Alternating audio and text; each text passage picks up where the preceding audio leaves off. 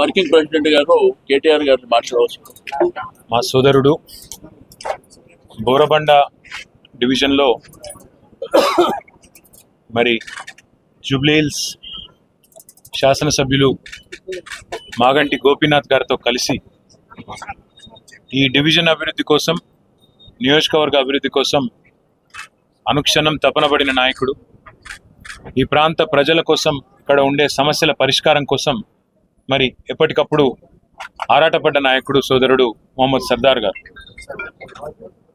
కాంగ్రెస్ ప్రభుత్వం వచ్చినాక పరిస్థితి ఎట్లా మారిపోయింది అంటే, పేదల మీదనే జులుం చేయడం, గరీబోళ్ళు ఎక్కడుంటే అక్కడ నువ్వు వస్తే మా పార్టీలోకి రా, లేకపోతే నీ అంతు చూస్తామనే విధంగా వాళ్ళ అరాచకం పూర్తి స్థాయిలో విశృంఖలంగా విజృంభించి ఎక్కడికక్కడ మరి అధికారాన్ని అడ్డం పెట్టుకొని అధికారం మత్తులో ఇవాళ కాంగ్రెస్ నాయకులు, ఇక్కడ ఉండే కార్పొరేటర్లు, ఇక్కడ ఉండే కాంగ్రెస్ చోటామోటా నాయకులు అందరు కూడా రేవంత్ రెడ్డి బాటలోనే ప్రయాణం చేస్తూ ఉన్నారు. ఇవాళ హైడ్రా అనే ఒక దందా మోపు చేసినారు హైదరాబాద్లో. ఏంది హైడ్రా?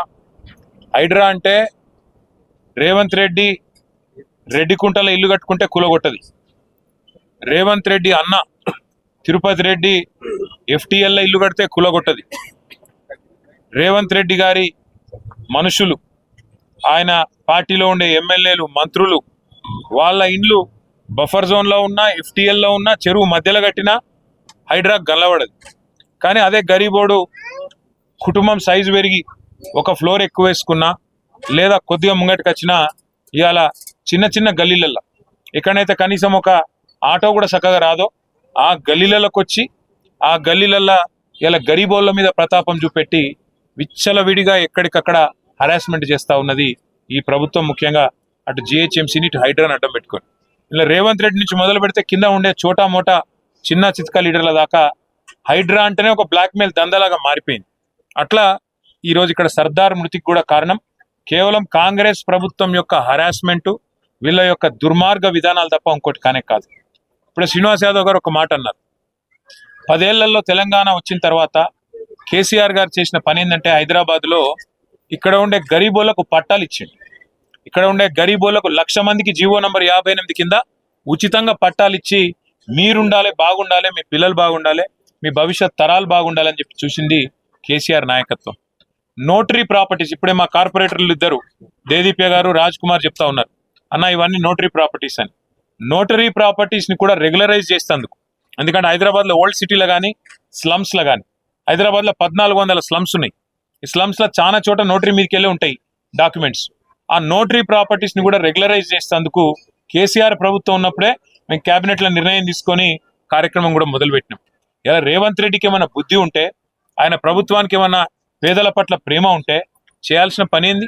ఈ నోటరీ ప్రాపర్టీస్ని కూడా రెగ్యులరైజ్ చేయాలి. రెగ్యులరైజ్ చేసి వాళ్ళకు ఒక భరోసా కల్పించాలి.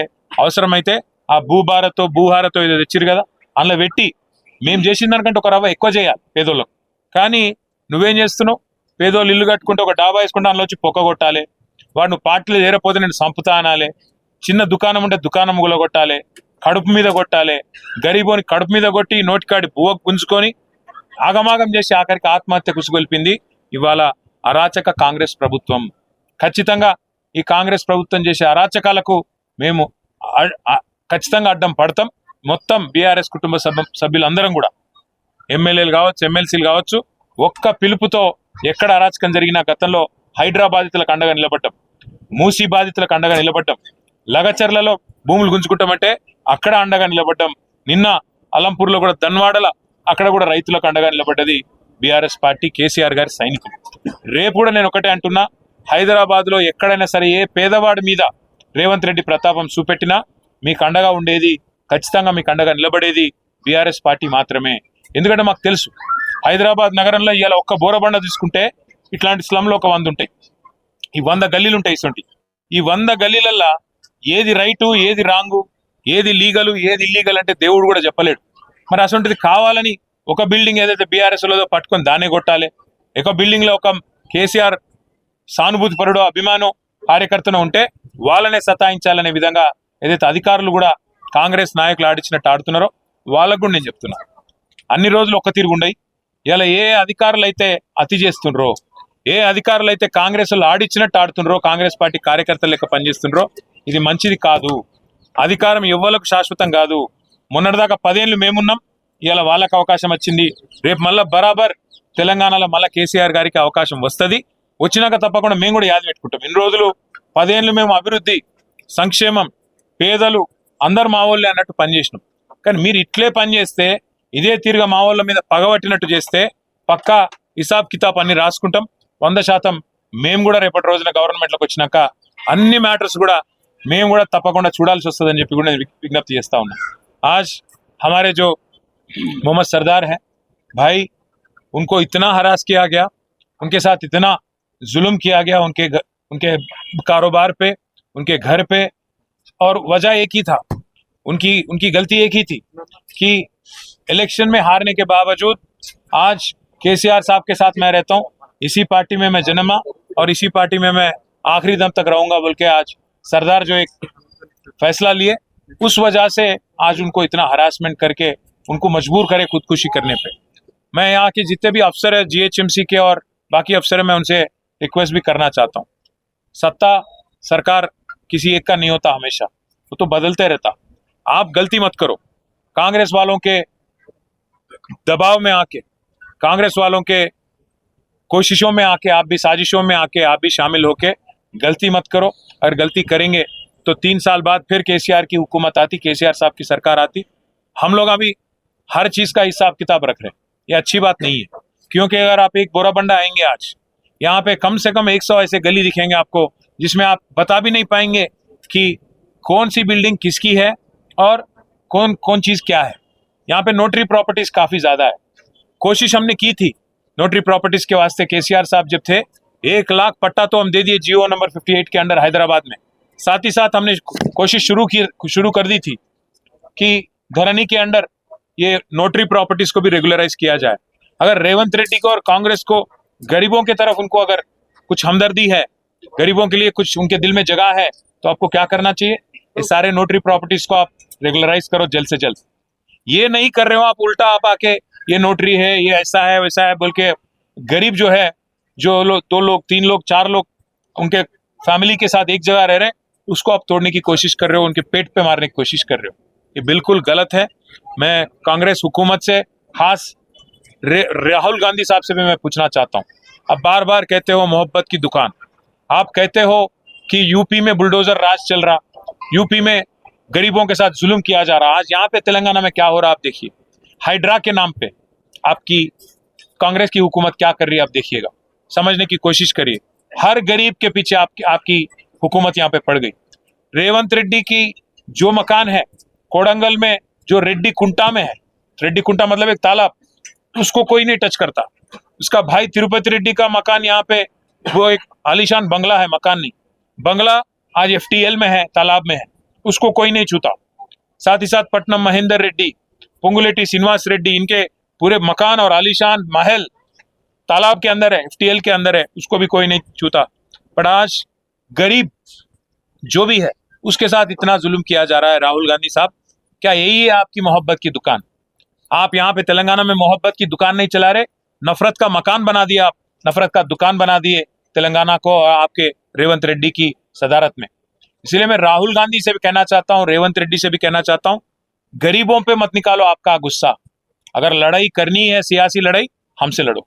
अगर जेल भेजना है, केस बनाना है, तो हम पे बनाओ।